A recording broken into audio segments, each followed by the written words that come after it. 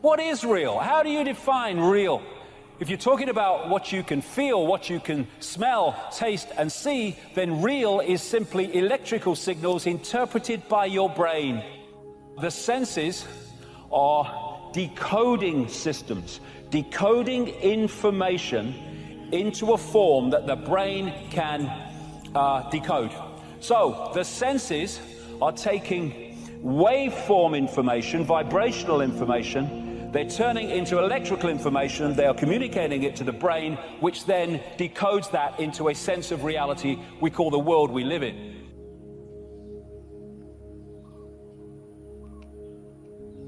So the world that we think we're living in exists there. The brain is dark but sees light. How is that possible? How can my brain be totally dark and I see this light? Because that light in its prime form, like everything else, is just an information source. And I'm decoding that information source in here into the visual reality of light, because that's what the information contains. Thus, that's what it manifests when I decode it. This is mainstream science. They talk about dark energy, dark matter. I see that slightly differently, but the principle's the same, what you can see and what you can't see. So you have this massive area of stuff they say exists in this universe, which we can't see.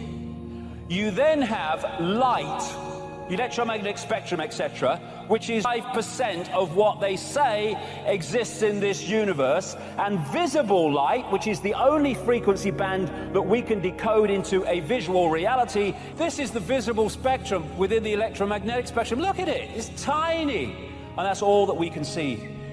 So this is right, there is no spoon. It's not the spoon that bends, it is only yourself, because that spoon only exists in that form when you decode it from energetic information. Information is encoded in what we call light.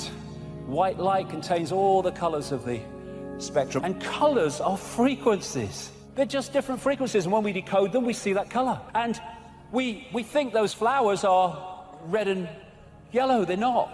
Nothing has any color. The color is decided in our perception of it. And the moment the brain puts all of its attention on the cause, it takes a snapshot, and that's called a memory. So long-term memories are created from very highly emotional experiences.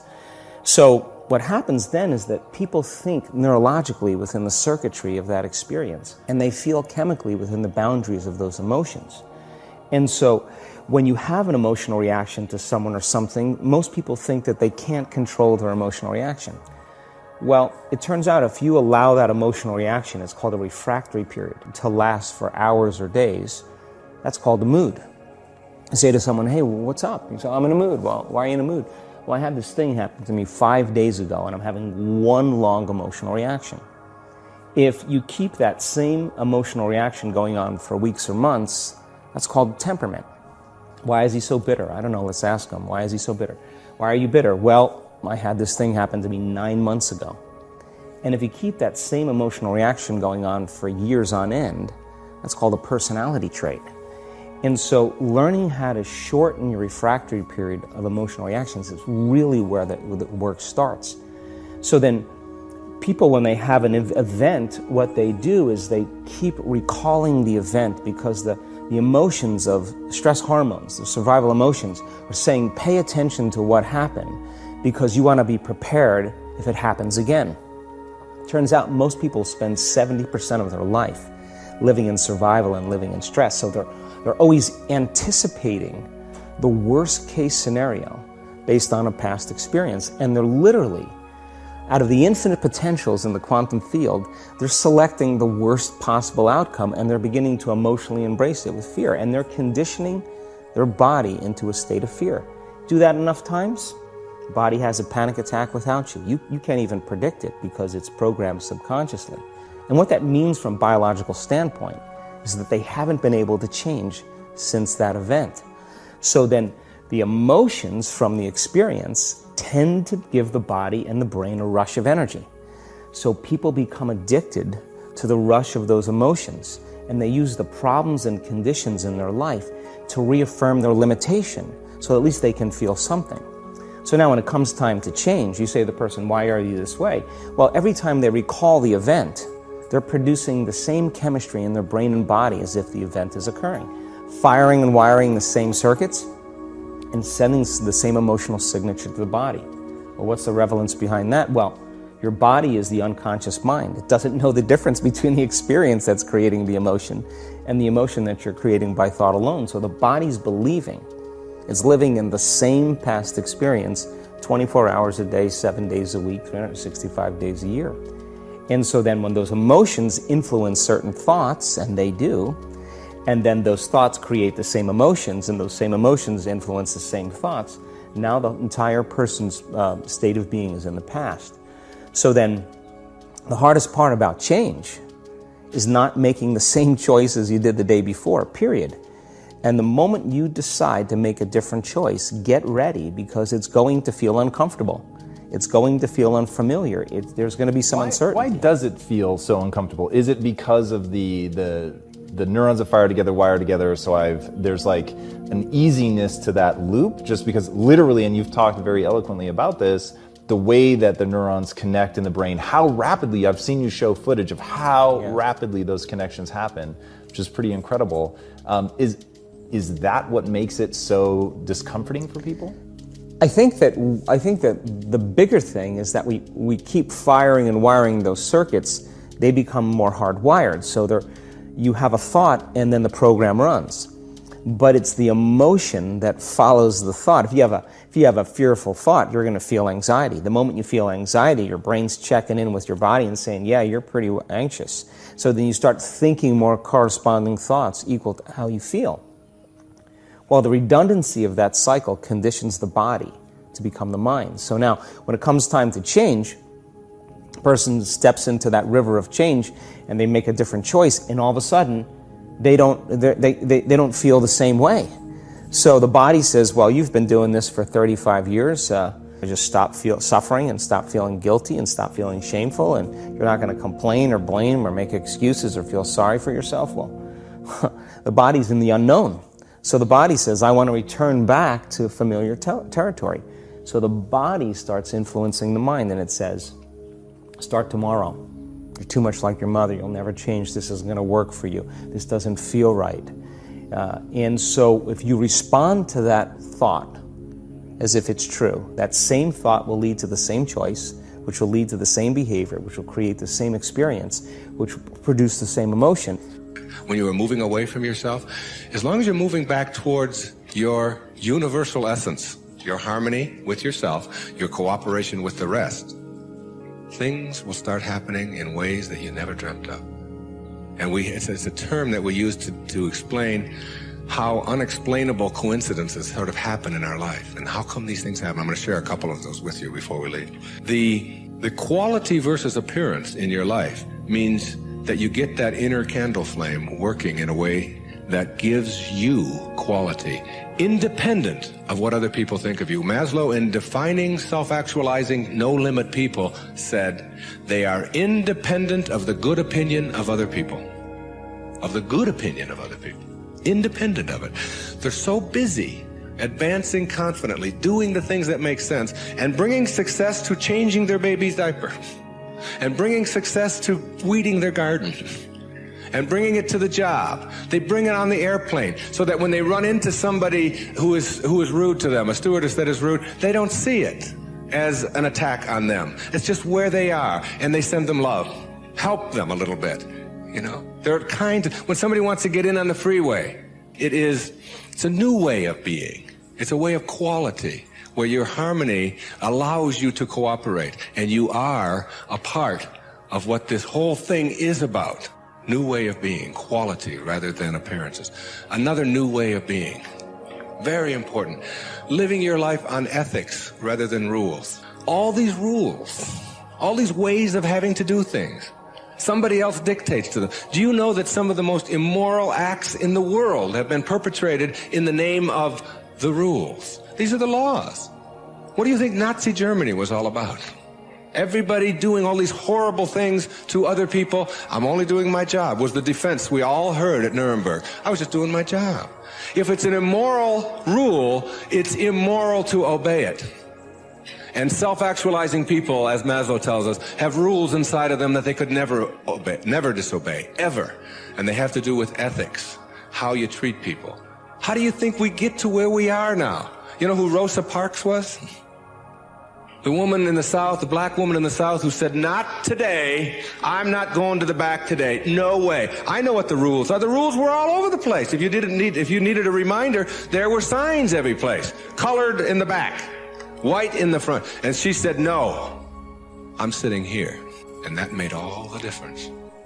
Ethics, not rules.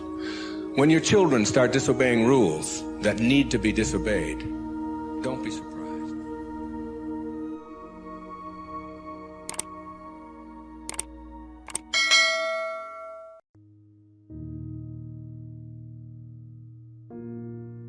No matter what happens to you, it ain't over.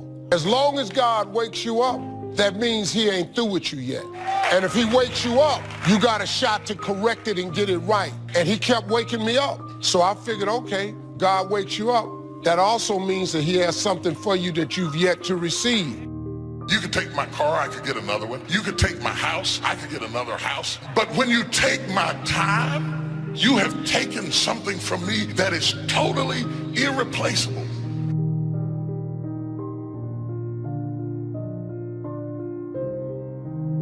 Even if you are 40 or 50 or 60 or 70, doesn't matter. You're in the game now, and that's what counts. And all those quote unquote wasted years, they weren't wasted because you learned.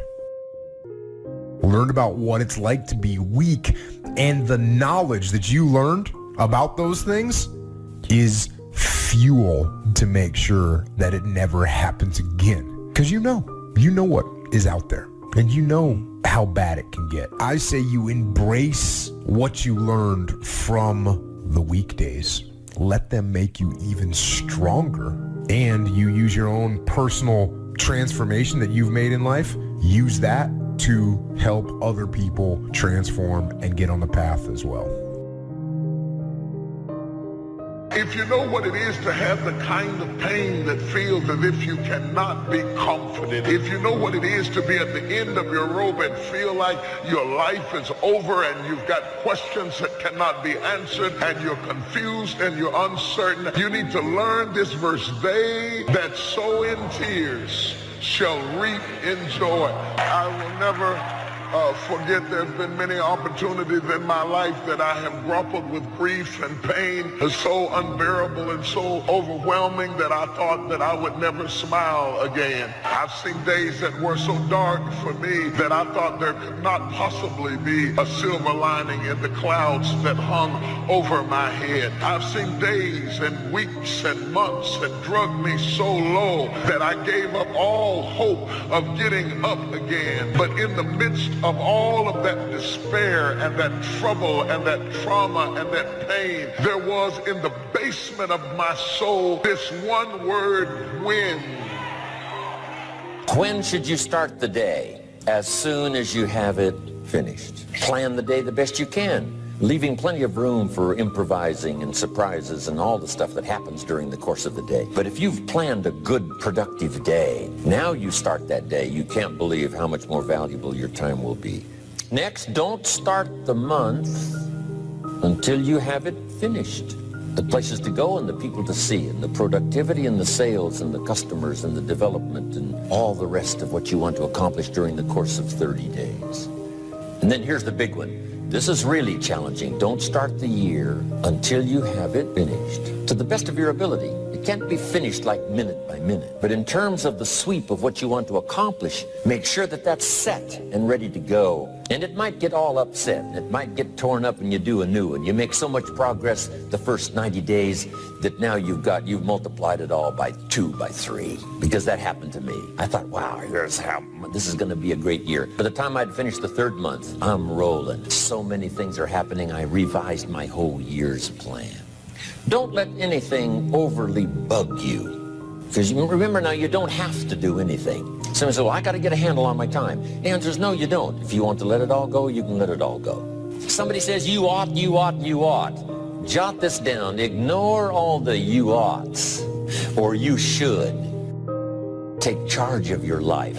Take charge of your time. Take charge of your resources, which we're going to talk about next. Take charge of your health. You're the one that's responsible for it. It's not a requirement of society that you not have a heart attack and take care of your family, but you must make it a requirement of yourself. You will be okay. There's nothing has been wasted. Like I say, successful people don't make the right decisions, they make their decisions right. And you have an opportunity right now to make things right inside and out. When you say you're depressed, you've got to understand that depression is the opposite of expression. So what you're literally doing is stuffing down and depressing something that wants to come up and rise out. I wouldn't be surprised if you had like jaw, ear, or neck pain having to do with expressing yourself, speaking your truth. So yeah, you're depressing yourself. Stop it. Speak up, speak your truth. Now, right, once you get that off your chest, now it's time to turn the flashlight in and discover what your truth is. We are living in a generation of the dumbing down of ideas because we have traded effectiveness for busyness. We are so busy and we think because we're busy, we're effective. But I want you to challenge your schedule for a minute and ask yourself, are you really being effective? Or is your life cluttered with all kinds of stuff that demands you and drains you and stops you from being your highest and best self? And are you substituting busyness and all the chaos that goes along with busyness from being effective? It's easy to get faked out by being busy. Guy comes home at night all exhausted, falls in the chair and says, oh, I've been going. Here's the big question, doing what? It's not the going. Some people are going, and they're doing figure eights. So don't mistake movement for achievement. There's a lot of things you could take from me and I could make it. You could take my suit, I got another one. You could take my car, I could get another one. You could take my house, I could get another house. But when you take my time, you have taken something from me that is totally irreplaceable. We do everything except the most important thing is to value our time. It takes time to be creative. You were meant to be creative. You have creativity. If you had time, you would be creative. Better have a valued goal, because otherwise you can't get any positive motivation working out. And so the more valuable the goal, in principle, the more the micro processes associated with that goal start to take on a positive charge. Well, you get up in the morning and you're excited about the day, you're ready to go. What you do is you specify your long-term ideal. You do that in some sense as a unique individual. You want to specify goals that make you say, if that could happen as a consequence of my efforts, it would clearly be worthwhile. The question always is, why do something? Because doing nothing is easy. You just sit there and you don't do anything. That's real easy. And then the next question might be, well, where should you look for worthwhile things? And one would be, well, you could consult your own temperament. So you do a structural analysis of the subcomponents of human existence. And you need a family, you need friends. Like, you don't need to have all these things, but you better have most of them. Family, friends, career, educational goals, attention to your mental and physical health, etc. You know, that's what life is about. And if you don't have any of those things, well, then all you've got left is misery and suffering. So that's a bad deal for you. Don't mistake courtesy for consent. If somebody's pleasant and they nod, you say, oh, they're going to buy. No, they're courteous. You can't mistake courtesy for consent. Now, here's a big one, concentration. I had to learn this. All those years ago, I'm in the shower trying to compose a letter. Found it turns out to be a strange letter. So here's what I learned to do. Save the work till you get to the office. Save the work till you get to the work. Don't try to get to the office on the way to work. On the way to work, enjoy the way. In the shower, enjoy the shower. Then go to work when you get to work. Concentration. Learn to say no. I'm telling you, in such a social society we have now, it's so easy to try to be a nice person, saying yes, yes, yes to everything. Find yourself overloaded. Now you got to call and make well, gosh, you know, all the time it takes to back out of something that you said yes to too quickly. Here's what might be better. I don't think so, but if that changes, I'll call you. Little things you can use not to overcommit yourself. But once you set up that goal structure, let's say, and that's really who it is that you're trying to be, you aim at that. and then you use everything you learned as a means of building that person that you want to be. And I really mean want to be. I don't mean should be, even those things are going to overlap. That's fine, except you'll fail all the time then. You just won't know it until you've failed so badly that you're done. And that can easily happen by the time you're 40. I would recommend that you don't let that happen. Okay, so once you get your goal structure set up, you think, okay, if I could have this life, looks like that might be worth living. Anxiety provoking and threatening, and there's going to be some suffering and loss involved and all of that. The goal is to have a vision for your life such that, all things considered, that justifies your effort. Then you turn down to the micro routines. It's like, okay, well, this is what I'm aiming for. How does that instantiate itself day to day, week to week, month to month? And that's where something like a schedule can be unbelievably useful. It's like, make a damn schedule and stick to it. It's not a bloody prison. Set the damn schedule up so that you have the day you want. That's the trick. It's like, okay, I've got tomorrow. If I was going to set it up so it was the best possible day I could have, what would it look like?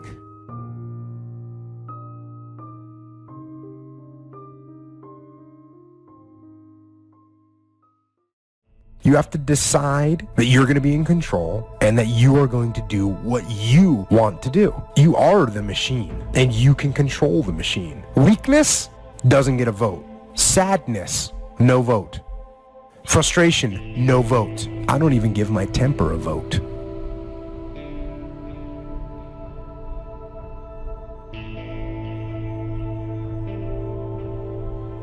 But here's the most important thing to understand. Some of our enemies are on the inside. You got to do battle with your own indifference. And you've got to learn not only to nourish your values, you've got to learn to do battle with your enemies. You got till midnight to get rid of every poison that's hindering you, every inflexibility that's stopping you from what God is about to pour into your life.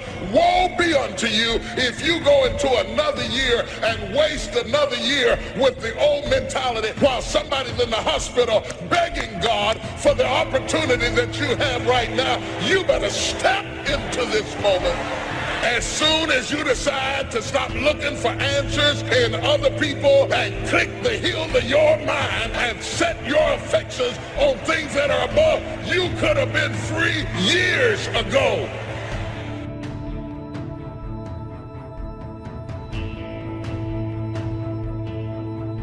Do not be conformed to the patterns of this world, but be transformed by the renewing of your mind.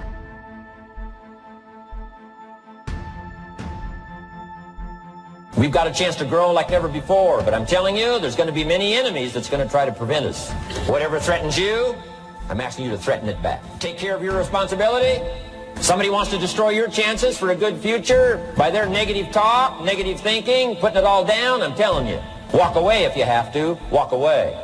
Whatever threatens you, threaten it back. Whatever threatens your opportunity, threaten it back. Now, some of our enemies are on the outside. The next time that you're feeling weak or you're feeling lazy or you're feeling emotional, tell them you are declaring martial law on your mind. You're declaring mind control and impose what you want on your brain and use that mind control to move your life where you want it to be. It's not about clearing out your closet. It's about the transformation of your mind.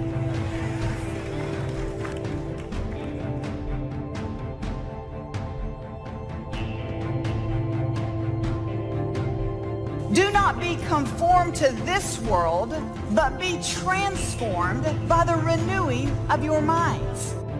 Do you have a mind to change? Do you have the mindset to be blessed? You have to decide to be blessed.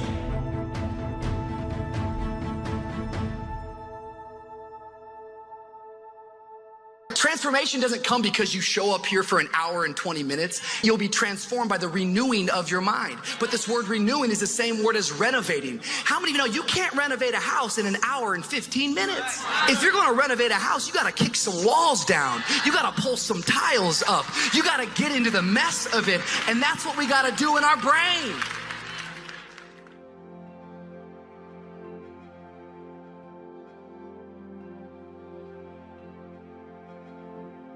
A whole set of circumstances can bend you over. What your daddy did to you, what your mama didn't do for you, can bend you over and keep you an emotional cripple for a long time. There's some people here who are still spinning from things that's happened years ago, and you can't shake it. It's got you crippled and you can't straighten up. Every time you straighten up, you can only go so far. Because it's not only a problem of health, it's a problem of habit. You're used to being bent over. Because you can be bent over so long, you don't even know how to straighten up.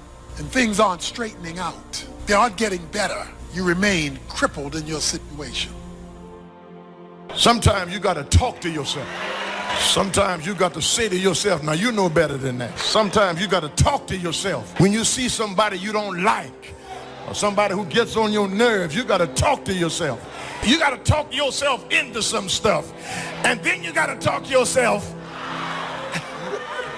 You got to tell yourself, don't do it. Don't go that way. Danger, dangerous intersection. You have to be able to talk yourself out of some stuff, because a whole lot of stuff I would not have gotten into had I talked to myself. I'm asking you to have some faith, have some courage, believe, drive your doubts into a small corner. Don't let them loose like a mad dog, drive you into a small corner. Don't doubt the future. Don't doubt the possibilities. And here's the most important one of all. Don't doubt yourself. If I've got miracle working power to change my life, so do you. If I can grow, you can grow. I'm asking you, don't sell yourself short. But I wonder, have you taken the time to think about, why am I doing this in the first place? Am I trying to prove something to someone who disrespected me 10 years ago, who isn't even paying attention to my life anymore? Why am I posting this? To impress people who follow me on social media that don't even really know me? What is my reason for doing what I'm doing? Haters motivate me. Because when they talking about me, that means I'm doing something. You see, while you're over there watching me and talking about me, I'm working. I'm working hard. I'm taking things to the next level. You keep gossiping and I'll keep working. You cannot win the war against the world if you can't win the war against your own mind. While you quitting and giving up, while you saying, all right, I did enough, it's time to rest, he might just be getting in his zone. I value myself enough to give 120%. Well, don't do it. And then those of you in this room, you playing. You still giving 50%. You still giving 70%. Look, quit that job. If you're going to go every day and get that job 70%, quit that job. So if you're not finding that motivation that you want, forget about it. Instead, impose some daily discipline in your life. And start today. If you want to be great, you want to be the baddest motherfucker ever at what you do, you're going to be misunderstood by everybody, because you're going to be so obsessed and so driven to get there. That's what it takes. It takes every second of your life. Anybody says balance? Yeah, balance is important for a lot of people. But if you want to go to that edge where people do not like you, don't understand you, you're in that spot of obsession and drive. I challenge you to see your problems as a great thing. I challenge you to start being thankful that you have the opportunity to grow, get stronger, get more focused, get more skilled, and kick more ass because of every hardship you face. One of the things I've been talking to my audiences about is the relationship between responsibility and meaning, which is, what would you say? It's a constant refrain in the book. It's one of its underlying messages, let's say, or themes is a better way of thinking about it. You know, if you start with the presumption that there's a baseline of suffering in life and that can be exaggerated as a consequence of human failing, as a consequence of malevolence and betrayal and self-betrayal and deceit and all those things that we do to each other and ourselves that we know that aren't good, that amplifies the suffering. That's sort of the baseline against which you have to work. And it's contemplation of that often that makes people hopeless and depressed and anxious and overwhelmed and all of that, and they have the reasons. But you need something to put up against that. And what you put up against that is meaning. Meaning is actually the instinct that helps you guide yourself through that catastrophe. And most of that meaning is to be found in the adoption of responsibility. So if you think, for example, if you think about the people that you admire, Well, you think about when you have a clear conscience first, because that's a good thing to aim at, which is something different than happiness, right? A clear conscience is different than happiness. Yeah, it's better. Yeah. That's you're not better. Like, guilting yourself. You're not feeling bad about yourself. That's right. You feel that you've justified Clean. you've justified your existence, right? And so you're not waking up at 3 in the morning in a cold sweat thinking about all the terrible things that you've involved yourself in. What you said to someone that you shouldn't have said, or how you acted, or lied. What opportunity you lost, or the things that you've let go that you should have capitalized on, and all of that. And so, if you think about the times when you're at peace with yourself with regards to how you're conducting yourself in the world, it's almost always conditions under which you've adopted responsibility, right? At least the most guilt I think that you can experience, perhaps, is the sure knowledge that you're not even taking care of yourself, so that you're leaving that responsibility to other people, because that's pretty pathetic. And unless you're psychopathic and you're living a parasitical life, and that characterizes a very small minority of people, and an even smaller minority think that's justifiable. But most of the time you're in guilt and shame because not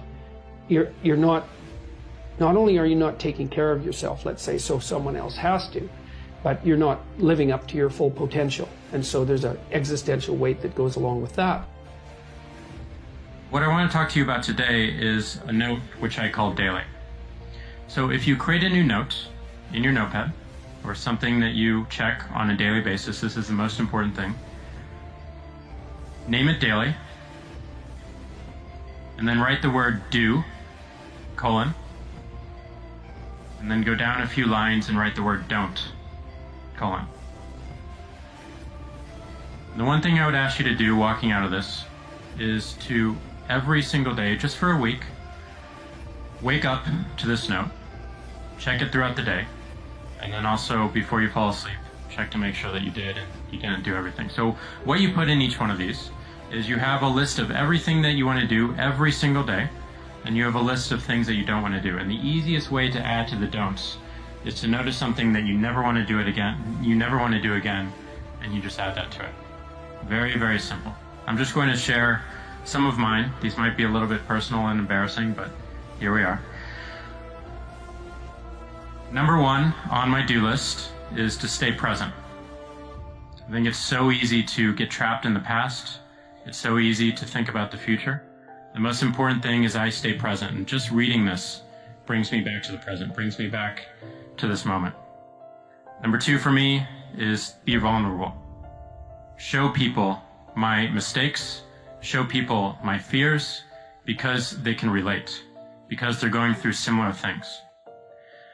Number 3, drink only lemon water and red wine.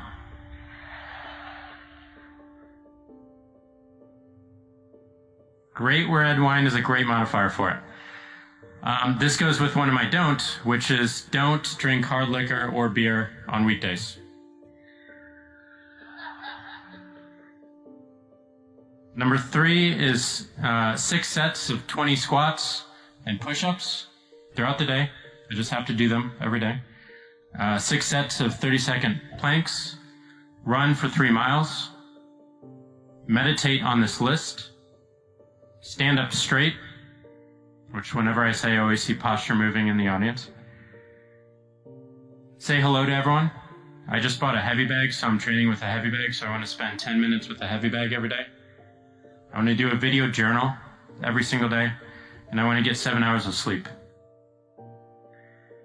On my don't list, and again, this is one of the hardest things, and a lot of these are personal, so I'm not going to read all of them. But on my don't list is don't avoid eye contact. Don't be late.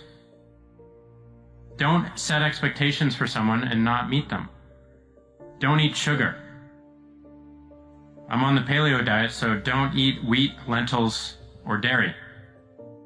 And then, of course, don't drink hard liquor or beer on the weekdays. So this list, while it sounds very, very simple, has been fundamental in establishing patterns for myself. And it's something that I do check every single morning. I check throughout the day, and I check right before I go to bed, and I make sure that I check everything off and go through it. And I've given it to our companies. I've given it to a number of students that I've talked to as we've gone to schools and recruiting. And people have come back to me and said that this is something that works for me. something that's easy to do and something easy to remember. One of the most fundamental things about it that I've learned, that I've taken away from it, is how it gives you focus. How it gives you something that allows you to really ignore everything else that's going on, all the other noise, to allow you to focus on what's most important. So this do and don't list for people and individuals in the company has translated to a do and don't list for our company. For Square, we have a do and don't list.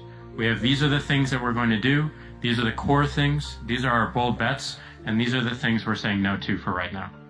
That's been fundamental in allowing us to move fast, to continue to innovate, and to really push the boundaries and continue to invent and question and reset everything that we think about the organization. What do you do when you tried and failed and you want to quit and you want to give up? People that are hungry are willing to do the things today others won't do in order to have the things tomorrow others won't have. You have to make sure that your dreams, your aspirations and goals are so big that not accomplishing them is not an option. I don't know what that dream is that you have. I don't care how disappointing it might have been as you've been working toward that dream. That dream that you're holding in your mind, that it's possible. To all of you fighting battles alone, to all of you going against the grain, battling the naysayers, stay strong. Keep going. Stay strong. Keep going. I need all televisions off. I need cell phones off. Listen to me. Some of you are going to be broke for the rest of your life because of that little thing on the side. You're going to be broke for the rest of your life because of a little cell phone. I need you to study like you've never studied before. I need you up all night long studying. What is there that you know you need to do, that you want to do this, but for some reason or another, you've been holding back? I think that among the things that prevent us from acting is the fear of failure. And if you've already failed, you don't want to fail again. The pain of that, the disappointment, the fear of loss is another thing. Because many times when we do those things that we know we need to do, we feel that we might lose somebody that we love very much and care about. We don't want to hurt anybody. I want to tell you something that every successful person has to do, including you. Believe it or not, every successful person in this world has jumped. As Carl von Clausewitz said, pursue one great, decisive aim with force and determination. When people tell you can never get done, you stop dreaming and you go back to knowledge. Find that thing that makes you come alive. Focus on it. Everything around you, the opportunities, the fact that you're alive. And we've all had experiences where we were working on something and we knew it was possible. And we did those things that were necessary to bring it into reality. We took the responsibility to make it happen. Other people couldn't see it. A lot of people didn't believe it. You were attacked. You were criticized. It has nothing to do with opportunity. You've been given opportunity. The problem is you're not operating in your greatness in that opportunity. So that's why you're stuck on that particular level. People were opposing you, but you kept on doing it. It was hard, it was rough, it was difficult, but to you it was worth it. And eventually you got to a level you know, can nothing stop me now. Anything you're struggling to try to accomplish, whether it's health or love, or relationships, whatever it is, if you're struggling, it represents a simple fact Your subconscious programming doesn't support that conclusion. I dare you to use your imagination. I dare you when you're broke to use your imagination. I dare you when you're rich to use your imagination. I dare you under every single circumstance. Keep dreaming. Keep looking at your dream. Because that is how you bend the universe to your will. That is how you impress people. That is how you capture the human imagination. And if you want to do something extraordinary and be remembered, you've got to get so good that you're performing at a level that has never been seen before. That is the only path to set the bar ridiculously high and then surpass all expectations. You can't put it down low and then beat it and say, whoa, look at me. We say that in zero-based thinking, you ask this question: is there anything that I am doing today that, knowing what I now know, I wouldn't get into again today if I had to do it over? We call this a quink analysis. Knowing what I now know, quink. In times of rapid change, there are always areas in your personal and business life that, knowing what you now know, you wouldn't get into again today if you had to do them over. Your willingness to ask and honestly answer this question is the key to remaining flexible and quick on your feet in times of turbulence. How can you tell if you have a zero-based thinking situation in your life or business? Simple. Stress. Whenever you experience ongoing chronic stress about any person or situation, you should ask yourself, if I was not now in this situation, knowing what I now know, would I get into it again today? This is a great question. Now here's another question for you. What percentage of the time do you think that you will turn out to be wrong? Well, the answer, according to the American Management Association, is about 70%. 70% of your decisions will turn out to be wrong in the fullness of time. It's amazing how many people will stay in a bad situation or continue with a bad course of action because of their unwillingness or inability to admit that they made a mistake or that they were wrong in the past. But remember this, when you made the decision, it was probably a good decision based on the situation at that time, but now the situation has changed. Now you have to evaluate your situation based on the current reality. If you want more freedom in your life, you have to have more discipline. If you don't have any discipline, you'll end up with absolutely no freedom. You'll end up being a slave to other people that boss you around. There's all kinds of problems that can occur if you don't have discipline in your life. And the more discipline you have, the more freedom you're going to have.